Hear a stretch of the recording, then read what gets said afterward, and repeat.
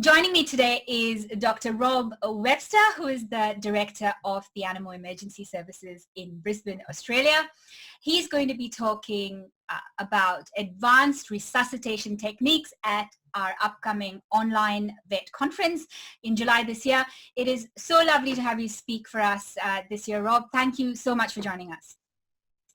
Thanks heaps, Charisma. It's going to be a privilege to be at the online conference. I'm really excited about it especially because I'm going to get to talk about something other than tick paralysis, which is like, I love it. Don't get me wrong. It's the most important thing that I do in my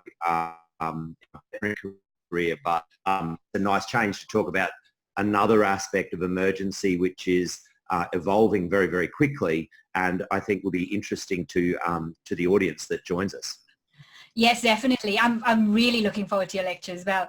Rob, you are such a legend in your field, and sometimes a webinar is just not enough to pique the curiosity about a person behind the lecture. So thank you for taking the time in your day to chat with our community here. I will start with the first question, which is, can you tell us a little bit about yourself?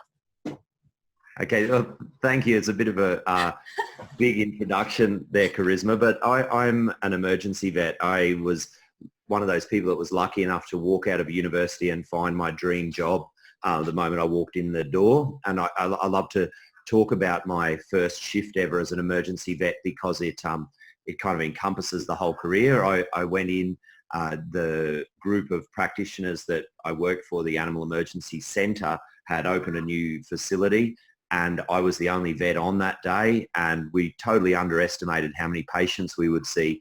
And so on my very first day as a vet, I saw 2 or 3 cases of tick paralysis. I did a cesarean on a Great Dane, and I finished off by doing an enterotomy on a little Jack Russell. And I walked out the door just on an absolute high. It was still one of the most exciting days of my career, and I drove halfway down the road and vomited from like the delayed stress. But it was outstanding, and that just encapsulates what I love about being an emergency vet is that total unpredictability and ability to or chance to actually make a big difference in a short space of time to a patient and their owners. So that's what I love.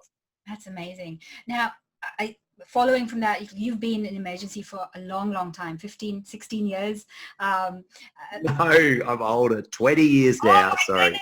20 years in emergency, wow. Yeah. Do you have, we have a lot of young new grads and recent grads as part of this audience who are going to be watching you at the conference. Do you have any tips for younger members dealing with emergencies, and just tips on handling stress or mindset? I think there's so much going around in my head right now, and I'm willing to bet that something I think would be great advice won't be really useful to people getting out, because I know I wouldn't have listened to me 20 years ago. I just wanted to get out and get amongst it. And I guess that would be my advice. If you're excited about something, go after it. Don't put things off just because. Don't put things off because you don't have enough experience. Don't put things off because you feel that you're not in a stage of life ready to take advantage of that opportunity at this point. If there's something that feels good or feels important or really draws you to do it in any aspect of veterinary medicine, then my advice is go after it. And the only other piece of advice I'd give to everyone is to know that the only person that you have to kind of answer to is yourself. In the end, you have to set the rules by how much you're going to work, where you're going to invest your time and your effort, and don't ever make the mistake of thinking that other people can dictate that to you, because you could be disappointed one day. So set your own rules, set your own boundaries, and then go after what you love. That is such amazing advice. That's spot on. Thank you, Rob. Now, what do you do for fun? So you do shift work. What do you do in between? Well, I have fun and sanity. The thing that keeps me sane is I get up every morning and do some physical training. And that is just a hard thing that you can always do every day, and it puts everything else in perspective. And I think that it took me 10 years of being an emergency vet to realize that I needed to do some exercise to stay healthy. But since then, that's what I love doing every morning. But my fun is really exploring with my family. I live in North Queensland, and Jules, my wife, and my daughters Zoe and Jess live here with me, and we go exploring islands on our boat and free diving on the reef and things like that. And that's really enjoyable and really what I live for doing outside of veterinary medicine. Oh, that just sounds amazing. Rob, thank you so much. Your topic is advanced resuscitation techniques. Could you tell us a little bit about your topic and what it covers, please? Sure. It's really about the first 15 minutes of fluid resuscitation of critically ill patients when they walk in the door. And it's the approach to these patients has changed hugely during the time I've been an emergency vet. When I graduated, we were told to give them 90 mils per kilo of saline. And now there are heaps of different options. There are colloids, there's blood, there's hypertonic saline. There's a myriad of different ways to resuscitate these patients.